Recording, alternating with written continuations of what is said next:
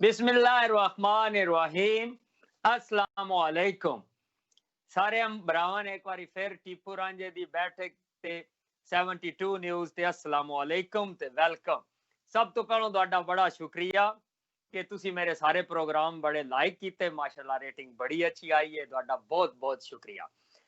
आज ते मेरे मेहमान जनाब थोड़ा हट के ने, क्योंकि इन्हां नाल मेरा बड़ा एक जाती इन्हां नाल लगाव है, मेरी बड़ी अच्छी इन्हां नाल दोस्ती है, मेरे बड़े प्यारे सीनियर ने ते मेरी बड़ी ख्वाहिश आई वा मैं उन्होंने करी अपने प्रोग्राम ते बुलावा, उन्हां नाल प्रोग्राम करा ते बड़ी क्रिजमैटिक पर्सनैलिटी ने माशाल्लाह। एक बार जेड़ा बंदा उन्हां मिल लवे उन्हां दा दिल दादा हो जांदा है। ते मैं जनाब इस तो पहलों कि उन्हां दे लम्बे चौड़े तारफ करवावा, डायरेक्ट ही जनाब उन्हां पहलों मैं तुहाडे सामने लिआवना मजे मजे दियां गल्लां सुनाना। जनाब मशहूर एंथ्रोपोलॉजिस्ट, ह्यूमन राइट्स दे दिल दादा और जनाब बहुत अहम शख्सियत मुदस्सर संघेड़ा साहब, अस्सलाम वालेकुम सर। वालेकुम सलाम सर। टीपू साहब थैंक यू वेरी मच, बहुत मेहरबानी आपकी। सर जी थैंक यू तुहाडा ते मैं माजरत चाहांगा जरा पंजाबी टच रखना है, मैं मेरे प्रोग्राम दा जेड़ा ना थीम पंजाबी है सर। बिल्कुल sir, thank you very much, बहुत मेहरबानी टीपू साहब। और मैं काफ़ी ਤੁਹਾਨੂੰ ਐਪਰੀਸ਼ੀਏਟ ਕਰਾਂਗਾ ਕਿ ਤੁਸੀਂ ਬੜਾ ਹੀ ਕਮ ਟਾਈਮ ਦੇ ਵਿੱਚ ਇਹ ਜਿਹੜੇ ਆਪਣਾ ਟੀਵੀ ਪ੍ਰੋਗਰਾਮ ਔਰ YouTube ਤੇ ਚੈਨਲ ਜਿਹੜਾ ਆਪਣਾ ਸਟਾਰਟ ਕੀਤਾ ਹੈ ਤੁਸੀਂ, ਔਰ ਯਕੀਨ ਕਰੋ ਕਿ ਲੋਕ ਬਹੁਤ ਸਾਰੀ ਜ਼ਿੰਦਗੀ ਸਟਰਗਲ ਕਰਦੇ ਰਹਿੰਦੇ ਨੇ, ਮਿਹਨਤ ਕਰਦੇ ਨੇ, ਲੇਕਿਨ ਉਹਨਾਂ ਨੂੰ ਮਕਾਮ ਉਹ ਨਹੀਂ ਮਿਲਦਾ। ਲੇਕਿਨ ਤੁਸੀਂ ਐਸੀ ਸ਼ਖਸੀਅਤ ਹੋ ਖੁਦ, ਔਰ ਮੈਨੂੰ ਬੜਾ ਅੱਛਾ ਲੱਗਾ ਜਦੋਂ ਤੁਸੀਂ ਆਸਟ੍ਰੇਲੀਆ ਤੋਂ ਵਾਪਸ ਆਏ ਔਰ ਤੁਸੀਂ ਮੇਰੇ ਨਾਲ ਰਾਬਤਾ ਕੀਤਾ ਔਰ ਸਾਡੀ ਮੁਲਾਕਾਤ ਹੋਈ, ਤੁਸੀਂ ਆਪਣੀ ਫੈਮਿਲੀ ਨਾਲ ਤਸ਼ਰੀਫ ਲਿਆਏ। ਬੜਾ ਮੇਰੇ ਵਾਸਤੇ ਵੀ ਬੜੇ ਆਨਰ ਦੀ ਗੱਲ ਸੀ। ਔਰ ਤੁਸੀਂ ਕਿਉਂਕਿ ਸਾਡੇ ਯੂਨੀਵਰਸਿਟੀ ਕਾਲਜਸ ਦੇ ਵਿੱਚ ਵੀ ਜੂਨੀਅਰ ਰਹੇ, ਛੋਟੇ ਭਾਈਆਂ ਤਰ੍ਹਾਂ ਰਹੇ, ਔਰ ਸਾਡੇ ਵਾਸਤੇ ਵੀ ਇਹ ਬੜੇ ਇਜ਼ਾਜ਼ ਦੀ ਗੱਲ ਹੈ ਕਿ ਤੁਸੀਂ ਅੱਛਾ ਕੰਮ ਕਰ ਰਹੇ ਹੋ, ਚੀਜ਼ਾਂ ਨੂੰ ਪ੍ਰਮੋਟ ਕਰ ਰਹੇ ਹੋ। ਸਭ ਤੋਂ ਵੱਡੀ ਜਿਹੜੀ ਤੁਹਾਡੇ ਪ੍ਰੋਗਰਾਮ ਦੀ ਜਿਹੜੇ ਤੁਸੀਂ ਇਸ਼ੂਜ਼ ਹਾਈਲਾਈਟ ਕਰਦੇ ਹੋ ਉਹ ਬੜੀ ਜ਼ਬਰਦਸਤ ਚੀਜ਼ ਹੈ। ਦੂਸਰਾ ਜਿਹੜਾ ਤੁਸੀਂ ਪੰਜਾਬੀ ਲੈਂਗੁਏਜ ਕਿਉਂਕਿ ਨਾਪਾਇਦ ਹੋ ਚੁੱਕੀ ਹੈ, ਮੈਂ ਵੇਖਿਆ ਕਿ ਬਾਕੀ ਜਿੰਨੀ ਵੀ ਐਥਨੀਸਿਟੀਜ਼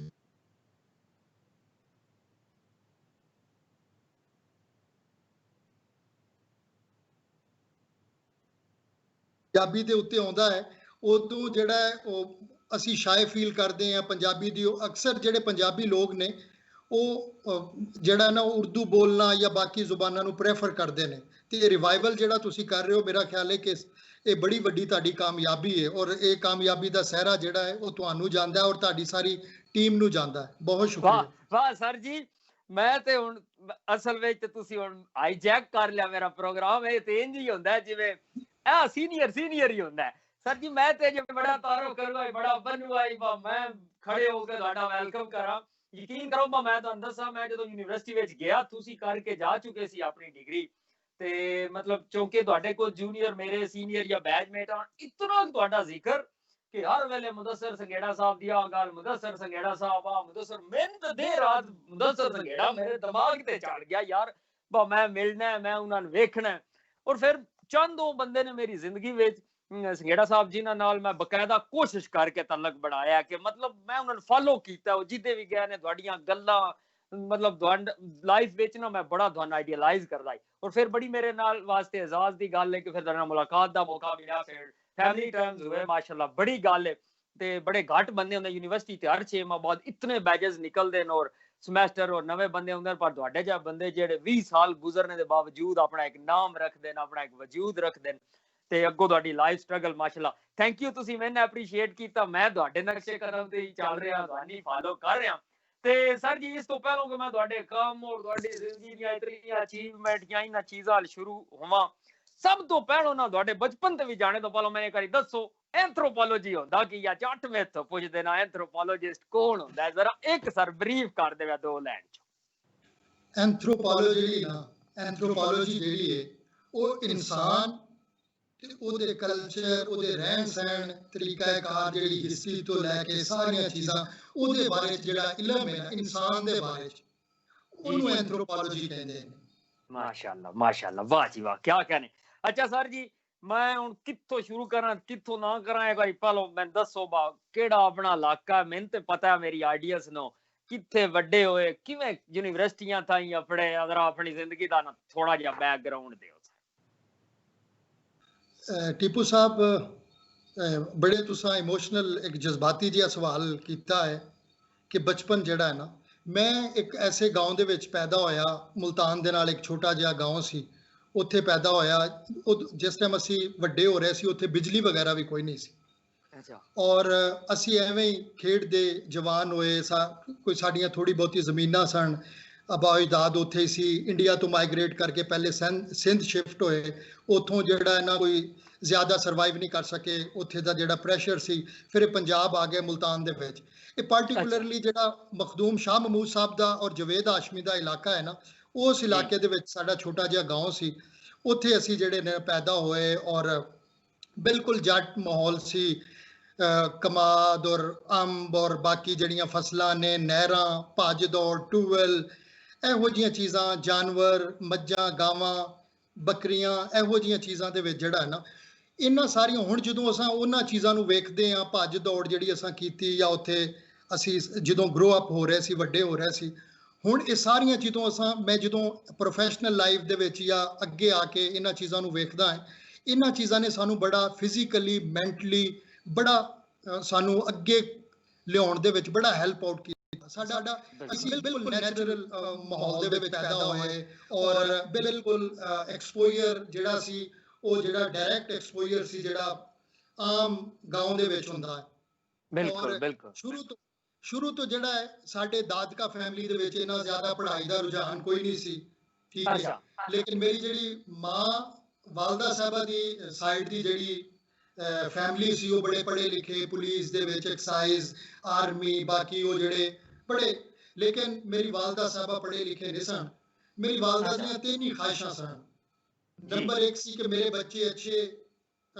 कपड़े पाउन ठीक है ड्रेस अप अच्छे होन दूसरा जेड़ा है अच्छी तालीम हासिल करन और अच्छे काम करन बिल्कुल और मेरी वालदा साहबा ने पुश कीता मेरे वालिद साहब नूं मेरे वालिद साहब पढ़े हुए सन वो बैंक जॉब करदे सन उन्हां नूं पुश कीता कि बच्चियां नूं बोर्डिंग स्कूल या तालीम हासिल करन दे विच जेड़ा ना इन्हां दी हेल्प आउट करनी चाहिदी है मेरे वालिद साहब ने गल मन्नी उन्हां दी मेहरबानी कि उन्होंने सानू बोर्डिंग स्कूल दे विच पा दिता और मैनू एक वाकया याद है कि मैनू ऐसा हुण ते नहीं याद लेकिन अक्सर मेरी फैमिली वाले जिहड़े कोट करते हैं कि साडे उत्थे एक पॉलिटिशियन हुंदे सन वाला साहब ठीक है अल्लाह उन्होंने जन्नत नसीब करे उस इलाके दे काफी मशहूर और बड़ी पढ़ी लिखी शख्सियत सन वो मेरे दादा को एक बारी तशरीफ लियाए ते उत्थे गलबात करते पे सन ते उन्हां मैनू बुलाया मैं छोटा जिहा बच्चा सी उन्हां आख्या बेटा इधर आ गल सुन की करदा है स्कूल जाना मैं आख्या नहीं बाबा जी इत्थे कोई स्कूल वगैरह नहीं हैगा उन्हें आख्या मेरे दादा अबू नूं आख्या कि चौधरी शफी तुसी सानू दस्सिया ही नहीं कि भी इस इलाके दे विच कोई स्कूल नहीं हैगा कल तो मास्टर आ जाएगा तुसी अपनी बैठक दे विच जिहड़ा है ना कमरा शमरा सैट करो और उत्थों जिहड़ा है मकतब स्कूल बनिया और उत्थों साडी पढ़ाई शुरू हुई इंस्पायरेशन जिहड़ियां ने उत्थों और मैं अज तक सर मैं कल भी दफ्तर जो सुबह के टाइम जा रहा सा मेरी वालदा साहबा जिहड़े 94 ਦੇ ਵਿੱਚ ਉਹਨਾਂ ਦੀ ਡੈਥ ਹੋ ਗਈ ਮੈਂ ਉਦੋਂ 6ਵੀਂ 7ਵੀਂ ਪੜ੍ਹਦਾ ਸੀ मैं गवर्नमेंट कॉलेज पढ़दा सी मेरे वालिद साहब ਦੀ ਵੀ ਡੈਥ ਹੋ ਗਈ लेकिन मेरी फैमिली ने मेरे चाचिया ने ਅਸੀਂ जॉइंट फैमिली सिस्टम ਚ ਰਹਿੰਦੇ ਸੀ हमेशा मैनू सपोर्ट किया और मैं सिर्फ और सिर्फ अज भी अपनी वालदा साहबा ਦੀਆਂ तीन चीज़ां लैके चलदा पिया कि अच्छे काम करो अच्छी तालीम और माशाअल्लाह अच्छे कपड़े मैं अपनी वालदा वास्ते और इन्ना जिहड़ा मैं सफर किया है मैं हुण भी जो सुबह दफ्तर जा रहा होना मैं अपनी वालदा नूं अपनी दादी अम्मा नूं और अपने दादा अबू अपने फादर नूं मेरे हमेशा ज़हन च हुंदे ने अगर तुसी इस ज़हन दे नाल तुसी किसी भी काम करन वास्ते जा रहे हो तो तुसी तुहाडे कोलों मेरा नहीं ख्याल कि कोई इंटेंशनली या अनइंटेंशनली कोई गलत काम हो सकदा वाह वाह ये शुरू तो जिहड़ा है ना मेरा एक इंस्पायरेशन जिहड़ी मेरी वालदा सन और मेरी अज भी ख्वाहिश है कि काश किते एक अद्धे सैकंड वास्ते just for the micro second वास्ते भी वो किसी टाइम हाजिर होण या मैनू वेख लैण कि व्हाट आई एम डूइंग जो भी मैं कोई ऐसा कोई बहुत ज्यादा जो भी है जिंदगी बहुत सारे लोग बहुत कुछ कर रहे हैं लेकिन जिहड़ी मेरी स्ट्रगल है जिथों मैं पैदा होया और मैं काफ़ी सारा अल्लाह ताला ने मेरे उत्ते करम किया और तुहाडे अरगे दोस्त अहबाब और जिन्ने भी मैनू जिंदगी दे विच लोग मिले ने चाहे वो कॉलेज यूनिवर्सिटी किसी भी पासे हमेशा वो मैनू बड़े ही अच्छे तरीके ਨਾਲ ਉਹਨਾਂ ਮੈਨੂੰ ਸਪੋਰਟ ਕੀਤਾ। ਮੈਂ ਵਾਹਿਦ ਬੰਦਾ, ਮੇਰੀ ਤਕਰੀਬਨ 30 ਸਾਲ ਜ਼ਿੰਦਗੀ ਬਿਲਕੁਲ ਇੰਡੀਪੈਂਡੈਂਟ ਹੌਸਟਲ ਬੋਰਡਿੰਗ ਗੁਜ਼ਰੀ ਹੈ, ਲੇਕਿਨ ਅੱਜ ਤੱਕ ਮੇਰਾ ਕਦੀ ਕਿਸੇ ਬੰਦੇ ਦੇ ਨਾਲ ਕੋਈ ਮਸਲਾ ਮਸਾਇਲ ਲੜਾਈ ਝਗੜਾ ਕੋਈ ਚੀਜ਼। Thank you. ਸੰਘੇੜਾ ਸਾਹਿਬ ਬੜਾ ਜਜ਼ਬਾਤੀ ਸੀ, ਮੈਂ ਸੀਨ ਕਰ ਛੜਿਆ। ਮੈਂ ਇੱਥੇ ਸਿਰਫ ਇਹ ਕਲੀਅਰ ਕਰਨਾ ਚਾਹਨਾ ਕਿ ਅੰਮੀ ਜਾਨ ਜਿਹੜੇ ਨੇ ਉਹ ਬਿਲਕੁਲ ਸਟਾਰ ਦੀ ਤਰ੍ਹਾਂ ਉੱਤੇ ਚਮਕਦੇ ਤੁਹਾਨੂੰ ਵੇਂਦਨ ਪਏ, ਮਾਸ਼ਾਅੱਲਾ। ਅੱਲਾਹ ਪਾਕ ਤੁਹਾਨੂੰ ਮਜ਼ੀਦ ਤਰੱਕੀਆਂ ਦੇਵੇ, ਉਹਨਾਂ ਦਾ ਇਹ ਸਮਰ ਹੈ, ਉਹਨਾਂ ਦੀ ਮਿਹਨਤ ਦਾ। ਅੱਛਾ ਸੰਘੇੜਾ ਸਾਹਿਬ, ਗੱਲ ਤੇ ਮੇਰਾ ਦਿਲ ਕਰਦਾ ਤੁਸੀਂ ਬੋਲਦੇ ਰਹੋ ਤੇ ਮੈਂ ਸੁਣਦਾ ਰਹਾਂ, ਲੇਕਿਨ ਚੌਂਕੇ ਟਾਈਮ ਪ੍ਰੋਗਰਾਮ ਦਾ ਥੋੜਾ ਤੇ ਹੁਣ ਮੈਂ ਤੁਹਾਨੂੰ ਥੋੜਾ ਇਮੋਸ਼ਨਲ ਟੱਚ ਤੋਂ ਇੱਧਰ ਰਿਐਲਿਟੀ ਵੱਲ ਲੈ ਆਵਾਂ। ਤੇ ਸਰ ਯੂਨੀਵਰਸਿਟੀ ਤੱਕ ਤੁਸੀਂ ਪਹੁੰਚੇ, ਗਵਰਨਮੈਂਟ ਕਾਲਜ ਤੁਸੀਂ ਪੜ੍ਹੇ, ਫਿਰ ਕਿਵੇਂ ਸਾਰੇ ਆਈਡੀਆਜ਼ ਇਨ ਚੋਂ ਆਇਆ ਵਾ ਹੁਣ ਬਾਹਰ ਚਲੀਏ ਪੜ੍ਹੀਏ, ਤੇ ਬਾਹਰ ਜਾ ਕੇ ਪੜ੍ਹ ਕੇ ਕਾਮਯਾਬ ਹੋ ਕੇ ਤੇ ਉੱਥੋਂ ਛੱਡ ਕੇ ਫਿਰ ਪਾਕਿਸਤਾਨ ਆ ਗਏ ਤੇ ਐਨਜੀਓ ਨਾਲ ਮੁੰਸਲਿਕ ਹੋਏ, ਜ਼ਰਾ ਇਸ ਬਾਰੇ ਦੱਸੋ। ਅੱਛਾ, ਬਿਲਕੁਲ ਜਿਵੇਂ ਦੱਸਿਆ, ਕੋਈ ਐਸਾ ਜ਼ਿੰਦਗੀ ਦੇ ਵਿੱਚ ਪਲੈਨਿੰਗ ਕੋਈ ਐਸਾ ਕੋਈ ਨਹੀਂ ਸੀ, ਅੱਗੇ ਗਾਈਡ ਕਰਨ ਵਾਲੇ ਵੀ ਕੋਈ ਨਹੀਂ ਸੀ। ਐਵੇਂ ਡੇ ਟੂ ਡੇ ਜਿਹੜੀ ਪਲੈਨਿੰਗ ਹੁੰਦੀ ਹੈ ਕਿ ਬਈ ਜੀ ਪੜ੍ਹ ਲਿਆ, ਫਿਰ ਗਵਰਨਮੈਂਟ ਕਾਲਜ ਲਾਹੌਰ ਆ ਗਏ, ਫਿਰ ਉੱਥੋਂ ਪੰਜਾਬ ਯੂਨੀਵਰਸਿਟੀ ਥੋੜਾ ਜਿਹਾ ਲਾਅ ਦੇ ਵਿੱਚ ਐਡਮਿਸ਼ਨ ਲਿਆ, ਲੇਕਿਨ ਉੱਥੇ ਮਾਹੌਲ ਵਗੈਰਾ ਇੰਨਾ ਅੱਛਾ ਨਹੀਂ ਉਸ ਟਾਈਮ ਲੱਗਾ। ਗਵਰਨਮੈਂਟ ਕਾਲਜ 'ਚੋਂ ਜਦੋਂ ਤੁਸੀਂ ਪੜ੍ਹ ਲੈਂਦੇ ਹੋ, ਤੁਹਾਡੀ ਐਕਸਪੈਕਟੇਸ਼ਨਸ ਜਿਹੜੀਆਂ ਨੇ ਕਾਫੀ ਹਾਈ ਹੋ ਜਾਂਦੀਆਂ ਨੇ, ਤੁਸੀਂ ਇੱਕ ਡਿਫਰੈਂਟ ਬ੍ਰਾਂਡ ਬਣ ਜਾਂਦੇ ਹੋ, ਡਿਫਰੈਂਟ ਤੁਹਾਡੇ ਰਿਲੇਸ਼ਨਸ਼ਿਪ, ਤੁਹਾਡਾ ਨੌਲੇਜ, ਤੁਹਾਡੀ ਸਕਿੱਲਸ, ਬਾਕੀ ਤੁਹਾਡਾ ਅੱਗੇ ਜਾਣ ਨੂੰ ਦਿਲ ਕਰਦਾ। ਫਿਰ ਬਸ ਐਵੇਂ ਜਿਵੇਂ ਦੋਸਤ ਬਾਕੀ ਸਨ, ਕੋਈ ਸੀਨੀਅਰ ਸਨ, ਉਹਨਾਂ ਆਖਿਆ ਜੀ ਕਾਇਦ ਆਜ਼ਮ ਯੂਨੀਵਰਸਿਟੀ, ਮੈਂ ਵੀ ਉੱਥੋਂ ਕਾਇਦ ਆਜ਼ਮ ਯੂਨੀਵਰਸਿਟੀ 'ਚ ਆ ਗਿਆ। ਕਾਇਦ ਆਜ਼ਮ ਯੂਨੀਵਰਸਿਟੀ ਦੇ ਵਿੱਚ ਵੀ ਬਲਕਿ ਜਦੋਂ ਮੈਂ ਐਡਮਿਸ਼ਨ ਲੈਣ ਆਇਆ ਤੇ ਮੈਨੂੰ IR ਜਾਂ ਪੋਲੀਟੀਕਲ ਸਾਇੰਸ, ਅੱਗੇ ਜਿਹੜਾ ਰੁਝਾਨ ਹੁੰਦਾ GCSS ਬਾਕੀ ਜਿਹੜਾ ਬਿਊਰੋਕ੍ਰੇਸੀ ਜਾਂ ਵਟਐਵਰ ਜੋ ਵੀ ਤੁਸੀਂ ਜ਼ਿੰਦਗੀ 'ਚ ਕਰਨਾ, ਹਰ ਬੰਦੇ ਦੀ ਖੁਆਇਸ਼। ਲੇਕਿਨ ਮੈਂ ਜਦੋਂ ਪ੍ਰੋਸਪੈਕਟਸ ਲਿਆ ਤੇ ਉਹਦੇ ਵਿੱਚ ਮੈਂ ਐਂਥਰੋਪੋਲੋਜੀ ਦਾ ਲਫ਼ਜ਼ ਪੜ੍ਹਿਆ, ਮੇਰੇ ਵਾਸਤੇ ਬੜਾ ਇੱਕ ਉਹ ਮੈਨੂੰ ਇਹਦਾ ਬਿਲਕੁਲ ਨਹੀਂ ਸੀ ਪਤਾ ਕਿ ਐਂਥਰੋਪੋਲੋਜੀ ਕੀ ਹੈ।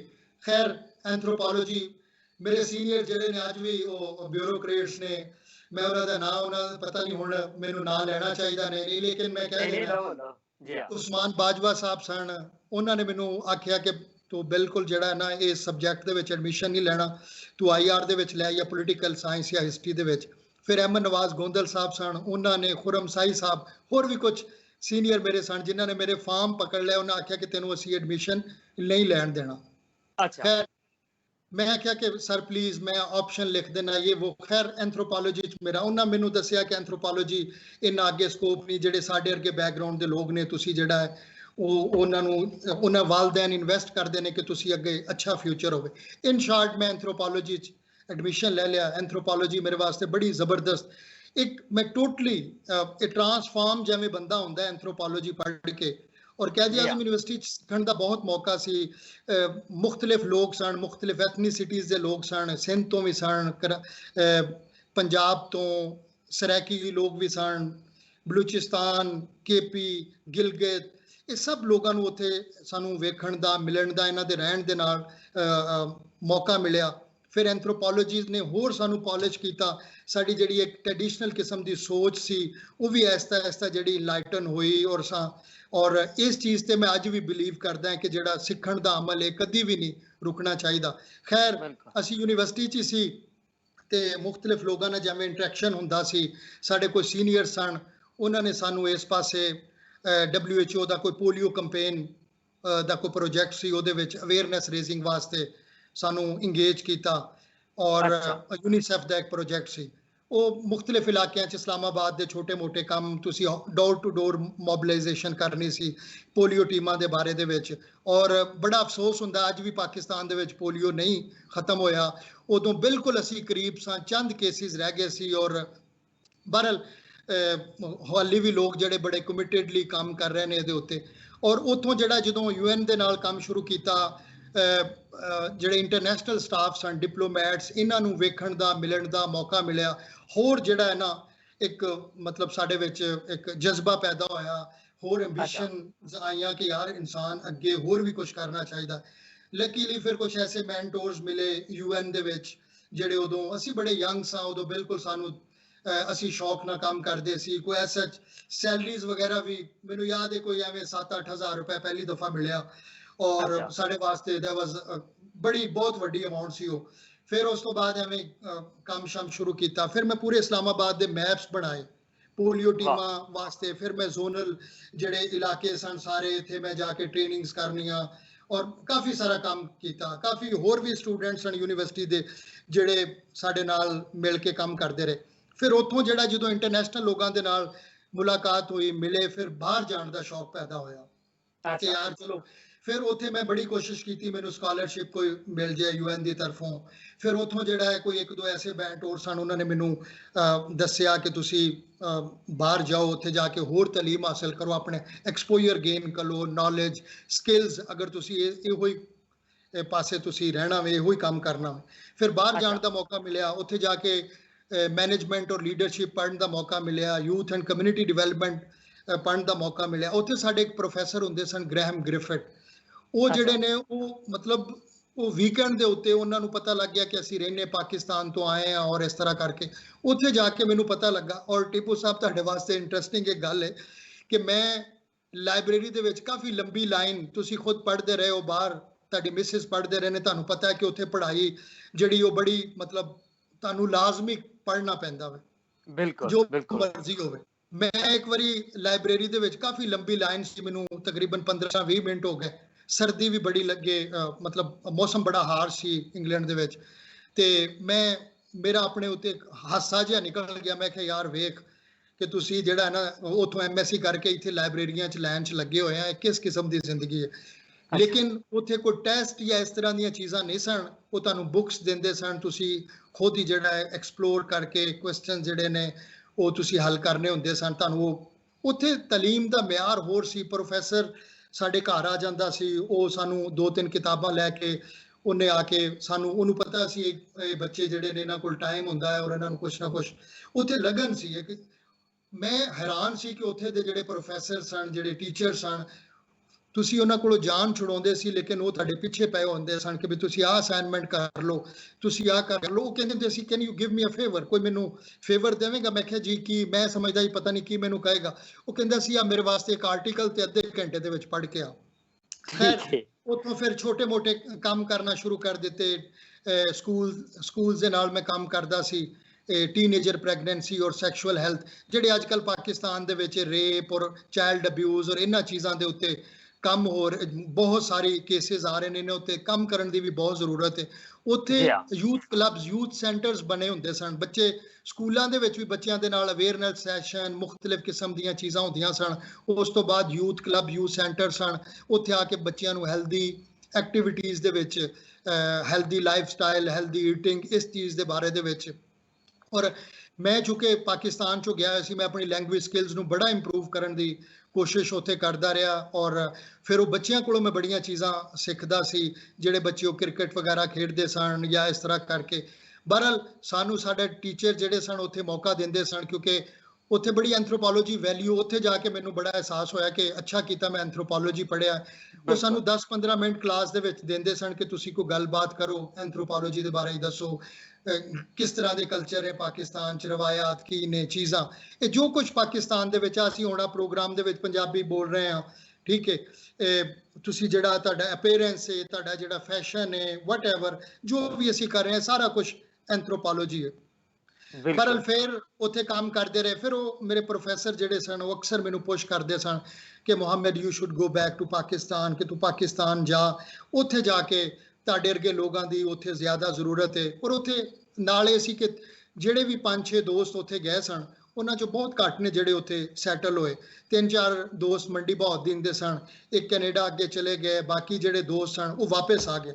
ਉਹ ਅਲਹਮਦੁਲਿਲਾ ਅੱਜ ਆਪਣੀ ਪ੍ਰੈਕਟਿਸ ਕਰ ਰਹੇ ਨੇ, ਕੋਈ ਟੀਚਿੰਗ ਕਰ ਰਹੇ ਨੇ, ਕੋਈ ਕੰਮ ਕਰ ਰਹੇ ਨੇ, ਕੋਈ ਕੰਮ ਕਰ ਰਹੇ ਨੇ। ਅੱਛਾ ਸੰਘੇੜਾ ਸਾਹਿਬ, ਇਹ ਮਤਲਬ ਕਹਿਣੇ ਦਾ, ਸੌਰੀ ਮੈਂ ਤੁਹਾਨੂੰ ਕੱਟ ਕਰ ਰਿਹਾ, ਮਕਸਦ ਇਹ ਤੁਸੀਂ ਇਹ ਨਹੀਂ ਸੋਚਿਆ, ਆਪਣਾ ਲਾਲਚ ਨਹੀਂ ਕੀਤਾ ਵਾ ਮੈਂ ਇੱਥੇ ਕੋਈ ਫਿਊਚਰ ਸੈਟਲਮੈਂਟ ਕਰਾਂ। ਤੁਸੀਂ ਬਕਾਇਦਾ ਵਾਪਸ ਆਏ ਔਰ ਆਪਣੇ ਆਪ ਨੂੰ ਮੁਲਕ ਵਾਸਤੇ ਵਕਫ ਕੀਤਾ। ਔਰ ਪਿਛਲੇ ਇਤਨੇ ਸਾਲਾਂ ਤੋਂ ਮੈਂ ਤੁਹਾਡਾ ਕੰਮ ਵੇਖ ਰਿਹਾ, ਮਾਸ਼ਾਅੱਲਾ ਤੁਹਾਡੀ NGO ਬੜੀ ਕਾਮਯਾਬੀ ਨਾਲ ਚੱਲ ਰਹੀ ਹੈ।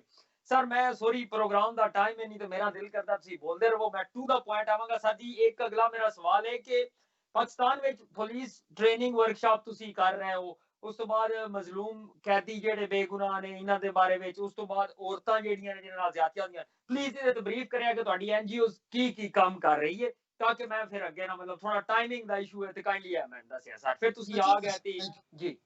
Thank you. ਅੱਛਾ, ਅਸਲ ਦੇ ਵਿੱਚ ਜਦੋਂ ਪਾਕਿਸਤਾਨ ਆਇਆ ਮੈਂ ਇੱਕ ਦੋ ਆਰਗੇਨਾਈਜੇਸ਼ਨ ਨਾਲ ਹੋਰ ਵੀ ਕੰਮ ਕੀਤਾ ਔਰ ਉਹ ਮਤਲਬ ਦੂਸਰੇ, ਲੇਕਿਨ ਮੈਂ ਹੁਣ ਇਸਲਾਮਾਬਾਦ ਬੇਸਡ ਇੱਕ ਐਨਜੀਓ ਹੈ, ਅਸੀਂ ਵੈਸੇ ਪੂਰੇ ਪਾਕਿਸਤਾਨ 'ਚ ਕੰਮ ਕਰ ਰਹੇ ਹਾਂ। ਸਾਡੇ 10 ਆਫਿਸਿਸ ਨੇ।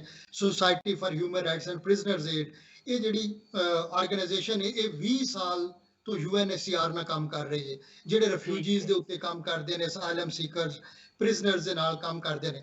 ਤੇ ਜਿਹੜੀ ਸਾਡੀ ਪੁਲਿਸ ਟ੍ਰੇਨਿੰਗ ਦੇ ਉਹ ਵੀ ਸਾਡਾ ਇੱਕ ਜੌਬ ਦਾ ਪ੍ਰੋਜੈਕਟ ਦੇ, ਜਿਹੜੀ ਸਾਡੀ ਐਕਟੀਵਿਟੀਜ਼ ਨੇ, ਚੀਜ਼ਾਂ ਨੇ, ਉਹਦਾ ਵੀ ਹਿੱਸਾ ਵੇ ਕਿ ਕਿਉਂਕਿ ਪੁਲਿਸ ਔਰ ਰਿਫਿਊਜੀਜ਼, ਅਸਾਈਲਮ ਸੀਕਰ ਜਿਹੜੇ ਨੇ ਉਹਨਾਂ ਨੂੰ ਕਾਫੀ ਜ਼ਿਆਦਾ ਹਰੈਸਮੈਂਟ ਦਾ ਸਾਹਮਣਾ ਕਰਨਾ ਪੈਂਦਾ ਵੇ ਔਰ ਇਸ ਵਜ੍ਹਾ ਤੋਂ ਜਿਹੜੇ ਰੈਲੀਵੈਂਟ ਲਾਜ਼ ਨੇ, ਹਿਊਮਨ ਰਾਈਟਸ ਨੇ, ਜਾਂ ਪਾਕਿਸਤਾਨ ਨੇ ਜਿਹੜੇ ਇੰਟਰਨੈਸ਼ਨਲ ਲੈਵਲ ਤੇ 7-8 ਇੰਟਰਨੈਸ਼ਨਲ ਕਨਵੈਨਸ਼ਨ ਸਾਈਨ ਕੀਤੇ ਨੇ, ਸੀਡਾ ਹੈ, CRC ਹੈ, ਬਾਕੀ ਕੁਝ ਜਿਹੜੇ ਵੀ ਕਨਵੈਨਸ਼ਨ ਨੇ, ਉਹਨਾਂ ਦੇ ਉੱਤੇ ਅਸਾਂ ਥੋੜਾ ਜਿਹਾ ਪੁਲਿਸ ਦੇ ਨਾਲ ਜਿਹੜਾ ਹੈ ਹਿਊਮਨ ਰਾਈਟਸ ਸਾਡਾ ਫੋਕਸ ਹੁੰਦਾ ਹੈ, ਜਾਂ ਰਿਫਿਊਜੀ ਰਾਈਟਸ ਫੋਕਸ ਹੁੰਦਾ ਹੈ ਕਿ ਕਿਸ ਮੈਂਡੇਟ ਦੇ ਤਹਿਤ ਪਾਕਿਸਤਾਨ ਦੇ ਵਿੱਚ ਜਿਹੜਾ ਹੈ ਇੰਨੇ ਜ਼ਿਆਦਾ ਰਿਫਿਊਜੀਜ਼ ਰਹਿ ਰਹੇ ਨੇ। ਪਾਕਿਸਤਾਨ ਦੇ ਵਿੱਚ 40 ਸਾਲ ਤੋਂ ਪਾਕਿਸਤਾਨ ਜਿਹੜਾ ਹੈ, ਇੱਕ ਪੂਰੀ ਦੁਨੀਆ ਦੇ ਵਿੱਚ ਪਾਕਿਸਤਾਨ ਨੂੰ ਇਸ ਵਾਸਤੇ ਐਕਨੋਲਜ ਕੀਤਾ ਜਾਂਦਾ ਹੈ ਕਿ ਪਾਕਿਸਤਾਨ ਦੁਨੀਆ ਦੀ ਸਭ ਤੋਂ ਵੱਡੀ ਰਿਫਿਊਜੀ ਪਾਪੂਲੇਸ਼ਨ ਨੂੰ ਹੋਸਟ ਕਰ ਰਿਹਾ। ਦੋ ਪਾਕਿਸਤਾਨ ਦੇ ਆਪਣੇ ਬੜੇ ਵੱਡੇ ਮਸਾਇਲ ਨੇ ਪਾਕਿਸਤਾਨ ਦੇ ਵਿੱਚ, ਸਿਕਿਉਰਿਟੀ ਦੇ ਇਸ਼ੂਜ਼ ਨੇ, ਸਾਡੇ ਜਿਹੜੇ ਇਕਨੋਮਿਕ ਇਸ਼ੂਜ਼ ਨੇ, ਬਾਕੀ ਸਾਡਾ ਜਿਹੜਾ ਅਸੀਂ ਇੱਕ ਗਰੀਬ ਮੁਲਕ ਹਾਂ, ਸਾਨੂੰ ਮੁxtਲਿਫ ਕਿਸਮ ਦੇ ਥ੍ਰੈਟਸ ਨੇ, ਲੇਕਿਨ ਫਿਰ ਵੀ ਪਾਕਿਸਤਾਨ ਦੀ ਜਿਹੜੀ ਜਨਰੈਸਿਟੀ ਹੈ, ਪਾਕਿਸਤਾਨ ਜਿਹੜਾ ਇੰਨੇ ਅੱਛੇ ਤਰੀਕੇ ਨਾਲ ਪਿਛਲੇ 40 ਸਾਲ ਤੋਂ ਰਿਫਿਊਜੀਜ਼ ਨੂੰ ਹੋਸਟ ਕਰ ਰਿਹਾ, one of the biggest population ਜਿਹੜੀ ਹੈ ਨਾ ਪਾਕਿਸਤਾਨ ਹੋਸਟ ਕਰ ਰਿਹਾ, ਇਹਦੇ ਵਾਸਤੇ ਪੂਰੀ ਦੁਨੀਆ ਇਹਨਾਂ ਨੂੰ ਐਕਨੋਲਜ ਵੀ ਕਰਦੀ ਹੈ। ਤੇ ਉਹਦੇ ਨਾਲ ਜਿਹੜੇ ਸਾਡੇ ਇੰਟਰਨੈਸ਼ਨਲ ਸਾਡਾ ਇਮੇਜ ਹੈ ਉਹ ਵੀ ਅੱਛਾ ਜਾਂਦਾ ਹੈ। ਹਾਲਾਂਕਿ ਅਸਾਂ UN ਦੇ ਜਿਹੜੇ ਪ੍ਰੋਟੋਕੋਲ ਨੇ ਜਾਂ ਰਿਫਿਊਜੀ ਲਾਅ ਹੈ ਉਹਦੀ ਅਸਾਂ ਸਿਗਨੇਟਰੀ ਨਹੀਂ ਹੈਗੇ, ਲੇਕਿਨ ਅਸੀਂ ਵਲੰਟੀਅਰ ਬੇਸਿਸ ਤੇ ਔਰ ਪਾਕਿਸਤਾਨ ਦੇ ਵਿੱਚ ਜਿਹੜੇ ਰਿਫਿਊਜੀਜ਼ ਰਹਿ ਰਹੇ ਨੇ ਜਾਂ ਅਸਾਈਲਮ ਸੀਕਰ, ਤੁਸੀਂ ਬਾਹਰ ਰਹੇ ਹੋ, ਤੁਸੀਂ ਹੁਣ ਵੀ ਰਹਿ ਰਹੇ ਹੋ, ਮੈਂ ਵੀ ਵੇਖਿਆ ਜੋ ਬਾਹਰ ਦੇ ਮੁਲਕਾਂ 'ਚ ਰਿਫਿਊਜੀਜ਼ ਰਹਿੰਦੇ ਨੇ, ਜਿਵੇਂ ਪਾਕਿਸਤਾਨ ਦੇ ਵਿੱਚ ਰਿਫਿਊਜੀਜ਼ ਨੂੰ ਉਹ ਮਸਾਇਲ ਨਹੀਂ ਹੈਗੇ। ਉਹ ਆਪਣਾ ਉੱਥੇ ਕੈਂਪਸ ਦੇ ਵਿੱਚ ਰਹਿੰਦੇ ਨੇ ਜਾਂ ਮੁxtਲਿਫ ਜਗ੍ਹਾ ਹੁੰਦੀ ਹੈ ਉਹਨਾਂ ਵਾਸਤੇ ਸਪੈਸੀਫਾਈ ਕੀਤੀ ਹੁੰਦੀ ਕਿ ਇਹਨਾਂ ਜਗ੍ਹਾ 'ਚ ਰਹਿਣ। ਪਾਕਿਸਤਾਨ ਦੇ ਵਿੱਚ ਰਿਫਿਊਜੀਜ਼ ਕਾਰੋਬਾਰ ਵੀ ਕਰ ਰਹੇ ਨੇ, ਕੰਮ ਵੀ ਕਰ ਰਹੇ ਨੇ, ਘੁੰਮ ਫਿਰ ਵੀ ਰਹੇ ਨੇ, ਬਾਕੀ ਵੀ, ਔਰ ਕੰਟਰੀਬਿਊਟ ਕਰ ਰਹੇ ਨੇ ਸਾਡੀ ਇਕਨੋਮੀ ਦੇ ਵਿੱਚ ਵੀ। ਵਾਹ ਬੜੀ ਗੱਲ। ਯਾਨੀ ਬਿਲਕੁਲ, ਯਾਨੀ ਸੰਘੇੜਾ ਸਾਹਿਬ ਪੁਲਿਸ ਨੂੰ ਵੀ ਟ੍ਰੇਨਿੰਗ ਤੁਸੀਂ ਦਿੰਦੇ ਹੋ, ਬਾਕੀ ਇਸ ਤਰ੍ਹਾਂ ਉਹਨਾਂ ਨੂੰ ਟ੍ਰੀਟ ਕਰਨਾ ਹੈ ਔਰ ਕੀ ਉਹਨਾਂ ਦੇ ਰਾਈਟਸ ਨੇ ਪੁਲਿਸ ਬਿਲ। ਐਗਜ਼ੈਕਟਲੀ ਸਰ, ਮੈਂ ਇੱਥੇ ਥੋੜਾ ਜਿਹਾ ਨਾ ਲਾਈਟ ਕਰਨ ਵਾਸਤੇ ਤੁਹਾਡੀ ਗੱਲ ਵਿੱਚ ਨਾ ਆਪਣੀ ਇੱਕ ਗੱਲ ਕਰਨਾ ਚਾਹੁੰਦਾ ਤੇ ਮੋੜ ਤੁਹਾਨੂੰ ਮੈਂ ਦੁਬਾਰਾ ਮਾਈਕ ਦਿਆਂ ਦਾ ਹੋਇਆ ਇੱਕ ਵਾਰੀ ਇੰਜ ਸਰ, ਮਹਿਮਾਨ ਕੁਝ ਯੂਨੀਵਰਸਿਟੀ ਵਿੱਚ ਆ ਗਿਆ, ਕਾਦੀਆਮ ਯੂਨੀਵਰਸਿਟੀ ਵਿੱਚ, ਤੇ ਅਸੀਂ ਸਾਰੇ ਨਾ ਉੱਥੇ ਹੋਸਟਲ ਦੇ ਬਾਹਰ ਸਾਰੇ ਚੋਰ ਇਕੱਠੇ ਹੋਣ ਲੱਗੇ ਤੇ ਆਖਿਆ ਬਾ ਚਲੋ ਚਲੀਏ ਆਪਾਰਾ ਖਾਣਾ ਖਾਣ ਜਾਵਾਂਗੇ ਮੈਲੋਡੀ ਉੱਥੇ ਨਾ। ਸਾਰਾ ਗਰੁੱਪ ਇਕੱਠਾ ਜਦੋਂ ਹੋ ਰਿਹਾ, ਮਹਿਮਾਨ ਵੀ ਇਕੱਠੇ ਹੋ ਗਿਆ ਤੇ ਉਹਨਾਂ ਪੁੱਛਿਆ ਬਾ ਆਓ ਜੀ ਚਲੀਏ। ਕਿਸੇ ਇੱਕ ਵਿੱਚੋਂ ਆਖਿਆ ਯਾਰ ਉਹ ਟੀਪੂ ਰਾਜਾ ਜੇ ਨਹੀਂ ਆਇਆ ਉਹਨੂੰ ਦੇਖ ਲਈਏ। ਉਹਨਾਂ ਮਹਿਮਾਨਾਂ ਥੋੜੇ ਕੰਨ ਚੁੱਕੇ ਵਾ ਨਾ ਥੋੜਾ ਅਟਰੈਕਟ ਕਰਦਾ, ਟੀਪੂ ਰਾਜਾ ਕਿਹਦਾ ਜਿਹਦਾ ਵੇਟ ਕਰਦੇ। ਥੋੜੀ ਦੇਰ ਲੱਗੀ, ਹੁਣ ਕੋਈ ਇੱਕ ਦੋਸਤ ਐਸਾ ਕਹਿਆ ਚਲੋ ਕਿ ਚਲੀਏ, ਬਸ ਆ ਗਈ। ਵਿੱਚੋਂ ਇੱਕ ਅੱਧੇ ਹੋਰ ਬੋਲੇ ਉਹ ਨਹੀਂ ਅਜੇ ਟੀਪੂ ਰਾਜਾ ਨਹੀਂ ਆਇਆ, ਚੱਲਨੇ ਆ। ਉਹ ਮਹਿਮਾਨਾਂ ਨਾਲ ਕਿਉਰਿਓਸਿਟੀ ਪੈਦਾ ਹੋ ਗਈ। ਉਹ ਜਨਾਬ ਖੈਰ ਗੱਲ ਕਿਹੜੀ ਹੈ, ਮੈਂ ਇੱਕ ਹੀ ਮਣਿਆ ਨਾ ਪੋਲਾ ਜਿਹਾ ਆ ਗਿਆ, ਤੂੰ ਨਾ ਆਖਿਆ ਚਲੋ ਜੀ ਚਲੀਏ। ਅਗਲੀ ਬੱਸ ਵਿੱਚ ਨਾ ਸਾਰੇ ਵੜ ਗਏ। ਉਹ ਮਹਿਮਾਨ ਹੀ ਕੀ ਕੋਲੋਂ ਪੁੱਛਦੇ ਨੇ ਭਾਈ ਟੀਪੂ ਰਾਜਾ ਕਿਹੜਾ, ਉਹ ਜਿਹਨੂੰ ਦਿਖਦੇ ਹੋ ਪਿਆ। ਉਹਨੇ ਆਖਿਆ ਬਾਜੀ ਮੇਰੇ ਕੋਲ ਲਿਆ ਕੇ ਨਾ ਇਹ ਆ ਟੀਪੂ ਰਾਜਾ। ਉਹ ਬੰਦਾ ਬੜਾ 6-7 ਫੁੱਟ ਦਾ ਹੀ ਕੱਦ ਬੋਤ ਵਾਲਾ, ਬੜੀ ਬਾਡੀ, ਮੇਰੇ ਲੋ ਵੇਖ ਕੇ ਨਾ ਨਿਕਾ ਜਿਹਾ ਕਰ। ਉਹ ਮੈਨੂੰ ਆਦਾ ਭਾਜੀ ਤੁਸੀਂ ਟੀਪੂ ਰਾਜਾ ਹੋ? ਮੈਂ ਆ ਗਿਆ ਬੜਾ ਕੋਈ ਜੜਾ ਹੋਣਾ, ਬੜੀ ਹਰਸ਼ ਹੈ। ਅੱਛਾ ਇਸ ਹਾਸੇ ਵਾਲੀ ਮੈਂ ਮੁਨ ਅੱਗੋਂ ਨਾ ਆਖਿਆ ਭਾਈ ਹੁਣ ਇੰਜ ਦੇ ਆ ਜਿਵੇਂ ਵੀ ਆ ਤੁਸੀਂ।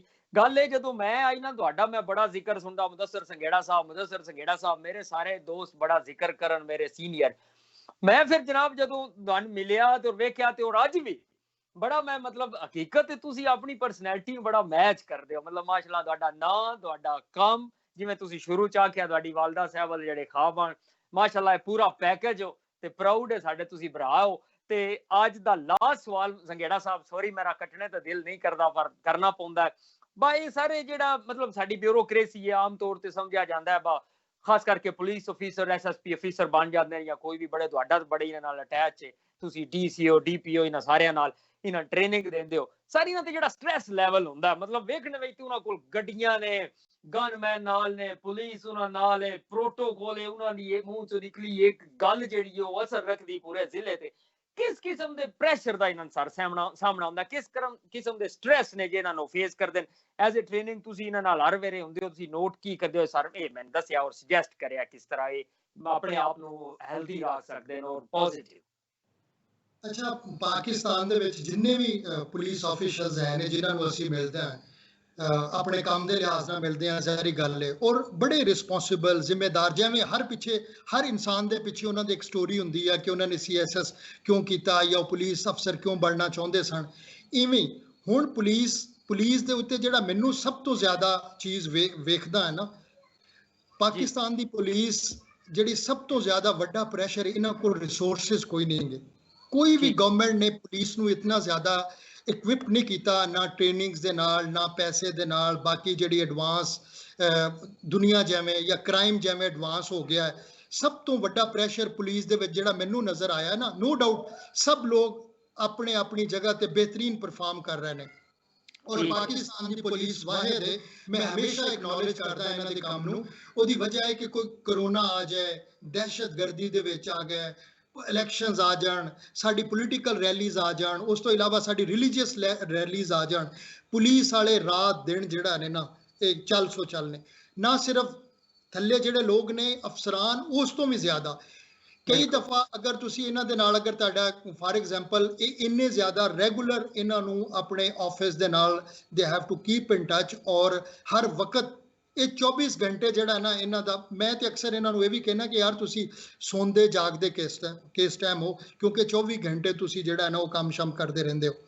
ਬਿਲਕੁਲ, ਨੋ ਡਾਊਟ ਇਹਨਾਂ ਦਾ ਵਰਕ ਲੋਡ ਜਿਹੜਾ ਹੈ ਨਾ ਉਹ ਬਹੁਤ ਜ਼ਿਆਦਾ ਟਫ ਹੈ। ਜਿਹੜਾ ਇਨਵਾਇਰਨਮੈਂਟ ਦੇ ਵਿੱਚ ਇਹ ਕੰਮ ਕਰਦੇ ਨੇ, ਫਾਰ ਐਗਜ਼ਾਮਪਲ ਇੱਕ ਦੋਸਤ ਨੂੰ ਮੈਂ ਪੁੱਛਿਆ, ਮੈਂ ਕਿਹਾ ਯਾਰ ਬਾਜ਼ ਔਕਾਤ ਪੁਲਿਸ ਵਾਲੇ ਬੜੇ ਟਫ ਔਰ ਸਖਤ ਮਿਜ਼ਾਜ ਔਰ ਇਸ ਤਰ੍ਹਾਂ ਹੁੰਦੇ ਨੇ, ਕਹਿੰਦੇ ਯਾਰ ਸਾਡਾ ਕੰਮ ਹੀ ਝੂਠੇ ਫਰਾਡੀ ਗਲਤ ਲੋਕਾਂ ਦੇ ਨਾਲ ਪੈਂਦਾ। ਤੇ ਉਹ ਆਫਕੋਰਸ ਬੰਦੇ ਜਿਹੜੇ ਨੇ ਥੋੜਾ ਜਿਹਾ ਉਹਨਾਂ ਦੇ, ਔਰ ਫਿਰ ਇਹਨਾਂ ਦਾ ਆਪਣਾ ਜਿਹੜਾ ਕਨਫਲਿਕਟ ਨੇ ਇਹਨਾਂ ਦੇ ਰੈਗੂਲਰ ਬੇਸਿਸ ਤੇ, ਔਰ ਫਿਰ ਕੋਈ ਵੀ ਪਬਲਿਕ ਡੀਲਿੰਗ ਵਾਲੀ ਜੌਬ ਹੈ, ਉਹ ਭਾਵੇਂ ਡਾਕਟਰਸ ਨੇ, ਭਾਵੇਂ ਕੋਈ ਡਾਕੀਆ ਹੈ, ਭਾਵੇਂ ਪੁਲਿਸ ਆਫੀਸ਼ੀਅਲਸ ਹੈ, ਕੋਈ ਵੀ ਹੈ, ਉਹਨਾਂ ਦਾ ਜਿਹੜਾ ਪਬਲਿਕ ਡੀਲਿੰਗ ਹੈ, ਤੁਸੀਂ ਹਰ ਬੰਦੇ ਨੂੰ ਖੁਸ਼ ਨਹੀਂ ਕਰ ਸਕਦੇ। ਹੁਣ ਤੁਸੀਂ ਵੇਖੋ ਪਾਕਿਸਤਾਨ ਦੇ ਵਿੱਚ ਅਗਰ ਤੁਸੀਂ ਲਾਹੌਰ ਡਰਾਈਵ ਕਰ ਰਹੇ ਹੋ, ਪੁਲਿਸ ਵਾਲੇ 2 ਯੂਨੀਫਾਰਮ ਦੇ ਵਿੱਚ ਮਨਾ ਕਰ ਰਹੇ ਹੁੰਦੇ ਨੇ, ਫਿਰ ਵੀ ਲੋਕ ਜਿਹੜੇ ਨੇ ਮੋਟਰਸਾਈਕਲ ਤੋਂ ਲੰਘ ਜਾਂਦੇ ਨੇ ਜਾਂ ਗੱਡੀ ਹਾਰਨ ਮਾਰ ਕੇ ਇਸ ਤਰ੍ਹਾਂ ਕਰਕੇ। ਅਸਲ ਦੇ ਵਿੱਚ ਸਾਡੀ ਆਵਾਮ ਸਭ ਤੋਂ ਜਿਹੜਾ ਵੱਡਾ ਪ੍ਰੈਸ਼ਰ ਹੈ, ਜਾਂ ਇਹਨਾਂ ਨੂੰ ਇੱਕ ਸਟੱਡੀ ਹੋਈ ਹੈ ਕੌਮਸੈਟ ਨੇ ਕੀਤੀ 2018 ਦੇ ਵਿੱਚ, ਵਿਹਾੜੀ ਡਿਸਟ੍ਰਿਕਟ ਵਿਹਾੜੀ ਦੇ ਵਿੱਚ ਇੱਕ ਸਟੱਡੀ ਹੋਈ ਸੀ। ਉੱਥੇ 120 ਪੁਲਿਸ ਆਫੀਸ਼ੀਅਲਸ ਦਾ ਉਹਨਾਂ ਇੱਕ ਡਾਟਾ ਕਲੈਕਟ ਕੀਤਾ। ਉਹਦੇ ਵਿੱਚ 97% ਜਿਹੜੇ ਸਨ ਉਹਨਾਂ ਦਾ ਰਿਜ਼ਲਟ ਇਹੋ ਹੀ ਸੀ ਕਿ ਵਰਕ ਲੋਡ ਜਿਹੜਾ ਹੈ ਨਾ ਇਹਨਾਂ ਦਾ ਸਟ੍ਰੈਸ ਲੈਵਲ ਬਣਾਉਂਦਾ। ਫਿਰ ਜਿਹੜਾ ਇਨਵਾਇਰਨਮੈਂਟ ਹੁੰਦਾ, ਤੁਹਾਨੂੰ ਪਤਾ ਹੈ ਕਿ ਜਿਹੜੇ ਫੀਲਡ ਲੈਵਲ ਤੇ ਲੋਕ ਕੰਮ ਕਰਦੇ ਨੇ, ਗੱਡੀ 'ਚ AC ਵੀ ਨਹੀਂ ਹੁੰਦਾ, ਧੁੱਪ 'ਚ ਖੜੇ ਹੋਣਾ ਪੈਂਦਾ ਵੇ ਸਾਰਾ ਦਿਨ। ਅਗਰ ਕੋਈ ਰੈਲੀ ਨਿਕਲ ਰਹੀ ਉੱਥੇ ਉਹਨਾਂ ਦਾ ਪਿੱਛਾ ਕਰਨਾ, ਉਹ ਉਹਨਾਂ ਦੇ ਨਾਲ ਰਹਿਣਾ, ਇਹਨਾਂ ਦੇ ਪ੍ਰੈਸ਼ਰਸ ਇਹ ਨੇ। ਔਰ ਪਾਕਿਸਤਾਨ ਦੇ ਵਿੱਚ, ਬਲਕਿ ਸਾਊਥ ਏਸ਼ੀਆ ਦੇ ਵਿੱਚ ਇਨ ਸਭ ਤੋਂ ਉੱਤੇ ਜਿਹੜਾ ਇੱਕ ਪੋਲੀਟੀਕਲ ਪ੍ਰੈਸ਼ਰ ਵੀ ਹੈ ਵੇ। ਲੇਕਿਨ ਅੱਜ ਕੱਲ ਜਿਹੜੇ ਅਫਸਰਾਨ ਨੇ ਜਾਂ ਜੂਨੀਅਰ ਲੈਵਲ ਤੇ ਵੀ ਸਬ ਇੰਸਪੈਕਟਰ ਆ ਰਹੇ ਨੇ, ਜਾਂ ਬਹੁਤ ਜ਼ਿਆਦਾ ਪੜ੍ਹੇ ਲਿਖਿਆ, ਅਸੀਂ ਟ੍ਰੇਨਿੰਗ ਸਾਨੂੰ ਮਿਲਦੇ ਨੇ, ਉਹ ਕੋਈ MPhil ਵੀ ਹੁੰਦਾ ਹੈ, MA ਮਾਸਟਰਸ ਤੇ ਬਹੁਤ ਸਾਰੇ ਹੁੰਦੇ ਨੇ, ਗ੍ਰੈਜੂਏਸ਼ਨ ਮਾਸਟਰ MPhil ਕਈ ਲੋਕ ਨੇ ਹੁਣ ਪੜ੍ਹੇ ਲਿਖੇ। ਹੁਣ ਤੁਸੀਂ ਬੜੇ ਯੰਗ, ਬੜੀ ਉਹ ਟ੍ਰੈਡੀਸ਼ਨਲ ਕਿਸਮ ਦੀ ਰਵਾਇਤੀ ਪੁਲਿਸ ਨਾ ਹੀ ਕੰਮ ਰਿਹਾ ਹੈ, ਨਾ ਹੀ ਉਹ ਲੋਕ ਰਹੇ ਨੇ। ਹੁਣ ਬੜੇ ਯੰਗਸਟਰ ਐਂਬੀਸ਼ੀਅਸ ਪੜ੍ਹੇ ਲਿਖੇ ਦਿਮਾਗ ਨਾਲ ਸੋਚਣ ਵਾਲੇ ਲੋਕ ਨੇ, ਔਰ ਬੜਾ ਅੱਛਾ ਪੋਜ਼ਿਟਿਵਲੀ ਕੰਟਰੀਬਿਊਟ ਕਰ ਰਹੇ ਨੇ। ਮੇਰੀ ਇਸ ਪਲੇਟਫਾਰਮ ਤੇ ਇਹੋ ਹੀ ਹੈ ਕਿ ਇਹਨਾਂ ਲੋਕਾਂ ਨੂੰ ਜ਼ਿਆਦਾ ਸੇ ਜ਼ਿਆਦਾ ਇਹਨਾਂ ਨੂੰ ਸਪੋਰਟ ਕੀਤਾ ਜਾਵੇ, ਹਕੂਮਤੀ ਲੈਵਲ ਤੇ, ਕਮਿਊਨਿਟੀ ਲੈਵਲ ਤੇ ਔਰ ਸੋਸਾਇਟੀ ਲੈਵਲ ਤੇ ਇਹਨਾਂ ਨੂੰ ਸਪੋਰਟ ਕੀਤਾ ਜਾਵੇ, ਇਹਨਾਂ ਦੇ ਰਿਸੋਰਸਿਸ। ਔਰ ਜਿਸ ਤਰ੍ਹਾਂ ਦਾ ਕ੍ਰਾਈਮ ਵੱਧ ਗਿਆ ਹੋਵੇ ਉਸ ਕਿਸਮ ਦੀ ਟ੍ਰੇਨਿੰਗ ਔਰ ਤਰਬੀਅਤ ਇਹਨਾਂ ਨੂੰ ਹੋਰ ਦਿੱਤੀ ਜਾਵੇ, ਤਾਂ ਕਿ ਇਹ ਮੁਆਸ਼ਰੇ ਦੇ ਵਿੱਚ ਹੋਰ ਵੀ ਅਹਿਮ ਕਿਰਦਾਰ। ਔਰ ਮੈਂ ਸਲੂਟ ਕਰਦਾ ਤਮਾਮ ਪੁਲਿਸ ਜਿਹੜੀ ਪਾਕਿਸਤਾਨ ਦੀ ਹੈ ਉਹਨਾਂ ਨੂੰ ਕਿ ਲਿਮਿਟਡ ਰਿਸੋਰਸਿਸ ਦੇ ਵਿੱਚ ਵੀ ਜਿਸ ਕਿਸਮ ਦੀ ਸਾਨੂੰ ਪ੍ਰੋਟੈਕਸ਼ਨ ਪ੍ਰੋਵਾਈਡ ਕਰ ਰਹੇ ਨੇ ਸਾਡੀ ਸੋਸਾਇਟੀ ਨੂੰ। ਬਿਲਕੁਲ ਜੀ ਸਰ, ਮੈਂ agree. Thank you so much Sangera Sahib. ਇਨਸ਼ਾਅੱਲਾ ਫਿਰ ਨਸ਼ਿਸਤ ਰੱਖਾਂਗੇ, ਫਿਰ ਮੈਂ ਤੁਹਾਡੇ ਨਾਲ ਗੱਪਾਂ ਲਾਵਾਂਗਾ। ਐਂਡ ਉੱਤੇ ਕਨਕਲੂਡ ਕਰੋ ਆਪਣਾ ਸਰ ਜਿਹੜਾ ਜਿੰਨਾ ਕੰਮ ਕਰ ਰਹੇ ਹੋ, ਆਪਣੀ ਅਚੀਵਮੈਂਟ, ਉਹ ਸਾਰੇ ਤੁਹਾਡੇ ਟਾਈਮ ਦਾ ਬਹੁਤ ਸ਼ੁਕਰੀਆ। ਤੁਸੀਂ 2 ਮਿੰਟ ਦੀ ਗੱਲ ਕਰੋ, ਫਿਰ ਮੈਂ ਅੱਲਾ ਹਾਫਿਜ਼ ਕਰਾਂ, ਪਰ ਮੇਰੇ ਆਈਡੀਆਜ਼ ਨੂੰ ਬਾਏ ਕਰੋ, ਔਰ ਸਾਰੇ ਇਨਸ਼ਾਅੱਲਾ ਫਿਰ ਗੱਪ ਲਾਵਾਂਗੇ। ਬਸ ਮੈਂ ਫਿਲਹਾਲ ਥੈਂਕ ਯੂ ਵੈਰੀ ਮਚ, ਬਹੁਤ ਮਿਹਰਬਾਨੀ। ਮੈਂ ਸਭ ਤੋਂ ਪਹਿਲੇ ਤੇ ਤੁਹਾਡਾ ਔਰ ਤੁਹਾਡੀ ਟੀਮ ਦਾ ਫਿਰ ਸ਼ੁਕਰੀਆ ਅਦਾ ਕਰਾਂਗਾ ਕਿ ਤੁਸੀਂ ਜਿਹੜਾ ਹੈ ਨਾਚੀਜ਼ ਨੂੰ ਜਿਹੜਾ ਮੌਕਾ ਦਿੱਤਾ ਥੋੜਾ ਜਿਹਾ ਇੰਟਰੈਕਟ ਕਰਨ ਦਾ, ਲੋਕਾਂ ਦੇ ਨਾਲ ਗੱਲਬਾਤ ਕਰਨ ਦਾ, ਆਪਣੀ ਆਵਾਜ਼ ਪਹੁੰਚਾਉਣ ਦਾ। ਮੈਂ ਜਿਹੜਾ ਫਿਲਹਾਲ ਕੰਮ ਕਰ ਰਿਹਾ ਉਹਨੂੰ ਹੀ ਜਾਰੀ ਰੱਖਾਂਗਾ, ਉਹਦੇ ਵਿੱਚ ਹੀ ਹੋਰ ਆਪਣੀ ਐਕਸਪਰਟੀਜ਼ ਨੂੰ ਵਧਾਵਾਂਗਾ। ਔਰ ਕੋਈ ਸਾਡੇ ਅੱਗੇ ਫਿਊਚਰ ਪਲਾਨ ਨੇ, ਕੋਈ ਦੋਸਤ ਨੇ, ਅਸੀਂ ਮੁxtਲਿਫ ਗਾਉਂ ਜਿਹੜੇ ਨੇ ਦਿਹਾਤਾਂ ਦੇ ਵਿੱਚ ਜਾ ਕੇ ਲਾਇਬ੍ਰੇਰੀਜ਼, ਡਿਜੀਟਲ ਲਾਇਬ੍ਰੇਰੀਜ਼ ਦੇ ਬਾਰੇ 'ਚ ਪ੍ਰੋਜੈਕਟ ਪਲਾਨ ਕਰ ਰਹੇ ਹਾਂ। ਔਰ ਮੈਂ ਇੱਕ ਗੱਲ ਐਡ ਕਰਨਾ ਚਾਹਾਂਗਾ, ਇਹ ਇੰਸਪਾਇਰੇਸ਼ਨ ਜਿਹੜਾ ਹੈ ਨਾ, ਮੇਰੇ ਦਾਦਾ ਨੇ, ਅਸੀਂ ਬਹੁਤ ਕੋ ਵੱਡੇ ਜ਼ਿਮੀਂਦਾਰ ਨਹੀਂ ਸੀ, ਲੇਕਿਨ ਮੇਰੇ ਦਾਦਾ ਨੇ ਬੱਚੀਆਂ ਦੇ ਸਕੂਲ ਵਾਸਤੇ ਉਸ ਟਾਈਮ ਜਗ੍ਹਾ ਦਿੱਤੀ ਸੀ। ਉੱਥੇ ਅੱਜ ਵੀ ਸਕੂਲ ਹੈ ਵੇ, ਬਲਕਿ ਮੈਂ ਜਦੋਂ ਪਿੰਡ ਜਾਣਾ ਹੈ ਮੈਂ ਉਹਦੀ ਤਸਵੀਰ ਵਗੈਰਾ ਖਿੱਚ ਕੇ ਲਿਆਉਣਾ ਹੈ ਕਿ ਭਈ ਉਹ ਇੰਸਪਾਇਰੇਸ਼ਨ ਦਿੰਦੀ ਕਿ ਗਰਲਜ਼ ਐਜੂਕੇਸ਼ਨ ਵਾਸਤੇ ਪਾਕਿਸਤਾਨ ਦੇ ਵਿੱਚ ਬਹੁਤ ਸਾਰੇ ਲੋਕ ਕਰ ਰਹੇ ਨੇ, ਲੇਕਿਨ ਮੇਰੇ ਦਾਦਾ ਅੱਬੂ ਜਿਹੜੇ ਖੁਦ ਵੀ ਅਨਪੜ੍ਹ ਸਨ, ਉਹਨਾਂ ਉਸ ਦੌਰ ਦੇ ਵਿੱਚ ਜ਼ਮੀਨ ਵਕਫ ਕੀਤੀ ਸੀ। ਸਾਡਾ ਵੀ ਅੱਗੇ ਮੇਰਾ ਇਹੋ ਹੀ ਹੈ ਕਿ ਪੰਜਾਬ ਦੇ ਕੁਝ ਏਰੀਆਜ਼ ਨੇ, ਕੋਈ ਦੋਸਤ ਨੇ ਜਿਹੜੇ ਸਿੰਧ 'ਚ ਕੰਮ ਕਰ ਰਹੇ ਨੇ, ਬਾਕੀ ਸੂਬਿਆਂ ਦੇ ਵਿੱਚ ਕੁਝ ਲਾਇਬ੍ਰੇਰੀਜ਼ ਬਣਾਉਣੀਆਂ ਨੇ, ਡਿਜੀਟਲ ਲਾਇਬ੍ਰੇਰੀ, ਜਿੱਥੇ ਬੱਚੇ ਜਿਹੜੇ ਨੇ ਆਪਣਾ ਟਾਈਮ ਸਪੈਂਡ ਕਰ ਸਕਣ, ਜਿੱਥੋਂ ਕੁਝ ਲਰਨ ਕਰ ਸਕਣ। ਠੀਕ ਹੈ ਸਰ, ਜੀ ਜੀ ਜੀ ਜੀ ਜੀ ਸੰਘੇੜਾ ਸਾਹਿਬ, ਬਸ ਮੈਂ ਕਿਹਾ ਕਿ ਤੁਸੀਂ ਜੀ ਇਫ ਯੂ ਆਰ ਡਨ, ਠੀਕ ਹੈ। ਠੀਕ ਹੈ sir, thank you so much sir. Time ਦੀ ਮਜਬੂਰੀ ਹੈ, ਇਨਸ਼ਾਅੱਲਾ ਤਾਲਾ ਫਿਰ ਮੁਲਾਕਾਤ ਹੋਵੇਗੀ। ਸਾਰਿਆਂ ਭਾਈਆਂ ਦਾ ਬਹੁਤ ਸ਼ੁਕਰੀਆ। ਐਂਡ ਵਿੱਚ ਆਪਣੀ ਦੁਆ ਦਿਆਂ ਦਾ ਸਾਰਿਆਂ ਕਿ ਹੱਸਦੇ ਰਹੋ, ਵਸਦੇ ਰਹੋ, ਉੱਚਿਆਂ ਟਾਲਾਂ 'ਚ ਰਹੋ, ਤੇ ਮੁਦੱਸਰ ਸੰਘੇੜਾ ਦੀ ਤਰ੍ਹਾਂ ਅੱਲਾਹ ਪਾਕ ਤੁਹਾਨੂੰ ਸਾਰਿਆਂ ਨੂੰ ਵੀ ਤੌਫੀਕ ਦੇਵੇ ਹਮ ਦੂਜਿਆਂ ਵਾਸਤੇ ਕੁਝ ਜ਼ਿੰਦਗੀ 'ਚ ਕਰ ਜਾਣ ਦੀ, ਤਾਂ ਕਿ ਕੱਲ ਨੂੰ ਤੁਸੀਂ ਵੀ ਆਪਣੇ ਖੁਦਾ ਤੇ ਆਪਣੇ ਮਰਹੂਮ ਵਾਲदैन ਨੂੰ ਆਪਣਾ ਮੂੰਹ ਦਿਖਾਣੇ ਦੇ ਕਾਬਲ ਹੋਵੋ ਔਰ ਫਖਰ ਨਾਲ ਦੱਸੋ ਬਸ ਇਨਸਾਨੀਅਤ ਵਾਸਤੇ ਆ ਕੀਤਾ ਹੈ। Thank you so much. ਵਸਲਾਮ। ਅੱਲਾਹ ਹਾਫਿਜ਼।